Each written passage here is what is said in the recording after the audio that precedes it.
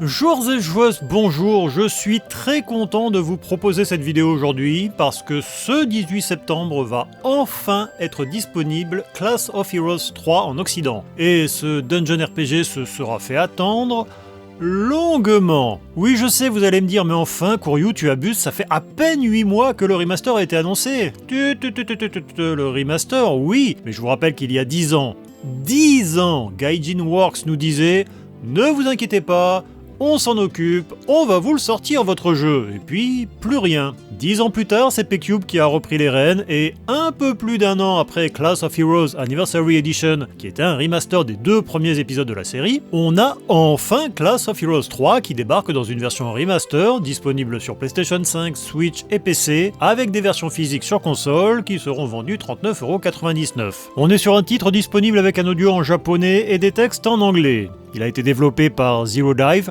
un studio japonais à qui on doit les Mary Skelter, Mind Zero, Moero Chronicle et même quelques wizardries. Class of Heroes 3, c'est quoi ? Bon si vous connaissez les 2 premiers épisodes, c'est exactement la même chose.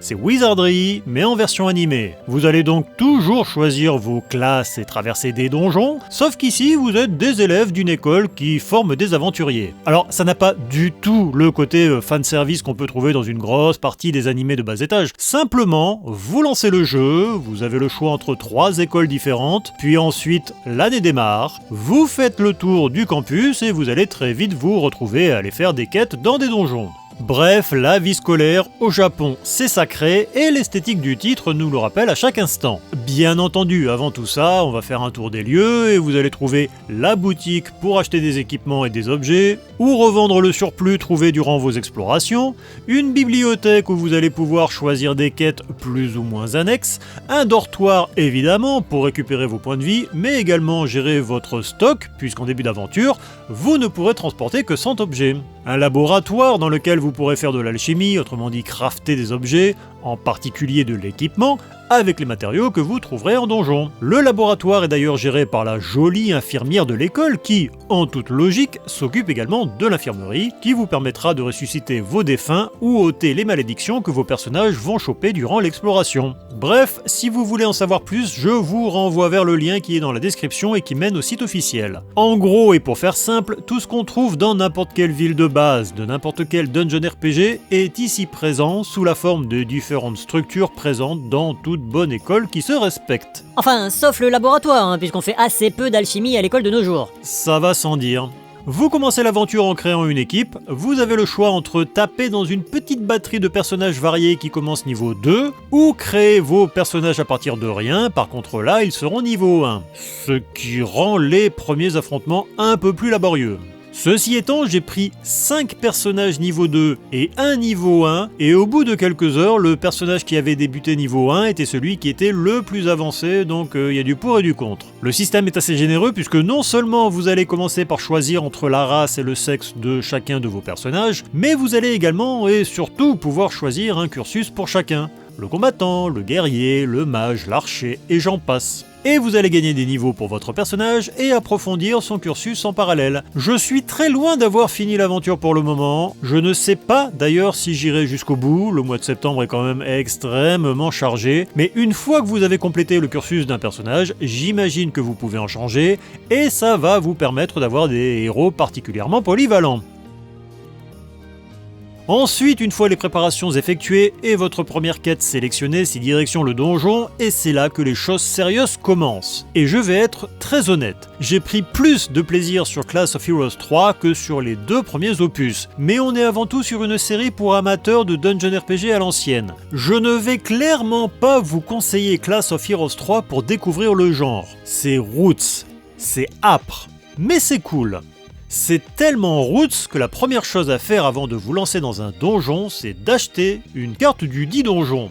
Ça ne veut pas dire qu'en l'achetant votre chemin sera tout tracé, ça veut dire que si vous n'avez pas de carte, vous n'allez pas pouvoir cartographier votre chemin, et il faudra tout recommencer à chaque fois que vous allez y revenir. Bref, même si le premier lieu à explorer ressemble plus à une plaine qu'à une forteresse, ça n'en reste pas moins un donjon dans le sens vidéoludique du terme, avec ses chemins, ses embranchements, ses pièges, ma foi assez rares en commençant l'aventure, et évidemment ses nombreux affrontements. Les combats se font de manière classique. Vous aurez le choix entre frapper, utiliser de la magie pour les mages, utiliser des techniques spéciales pour un peu n'importe qui, utiliser des objets, vous défendre, vous enfuir. La grosse particularité de cet épisode, c'est un système de lien entre les personnages. Ça n'a rien à voir avec un persona, ça ne va pas nécessiter d'obliger vos héros à passer du temps ensemble. Simplement, lorsque votre équipe est prête, vous avez un menu dédié qui vous permet, pour chaque personnage, de lui attribuer quelqu'un qu'il aime et quelqu'un qu'il n'aime pas. Avec cette mécanique, de nouvelles compétences vont se débloquer qui permettent de faire notamment des attaques en binôme.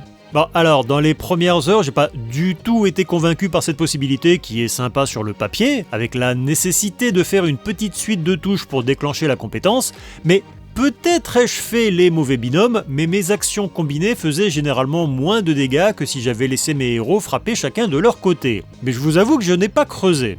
Pour le coup, c'est très classique. Vous arrivez dans un donjon. Dans un premier temps, vous serrez les fesses parce que les ennemis frappent fort et vous pouvez rapidement avoir des personnages qui tombent au combat. Surtout qu'en cas de mort, le jeu sauvegarde tout seul à la fin du combat, donc n'hésitez pas à faire des rage quits, hein. En plus, ça coûte cher les résurrections, même si c'est loin d'être le dungeon RPG le plus onéreux pour ça.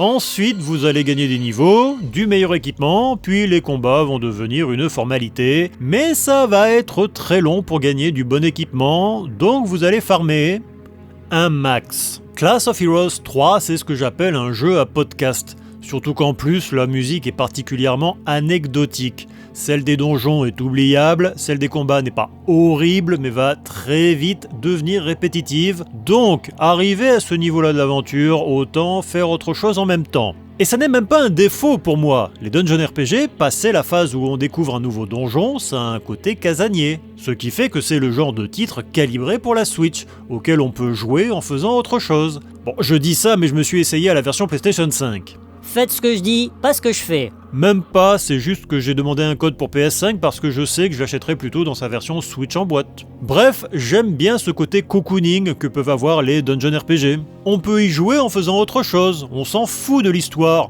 on fait des combats, on farm, on gagne de l'XP. Par contre, c'est casse-gueule, il faut que le rythme soit progressif. Si on tombe sur un mur, on peut facilement lâcher l'affaire. Pour le reste, Class of Heroes 3 n'est pas parfait, mais je le trouve mieux équilibré que les deux premiers opus.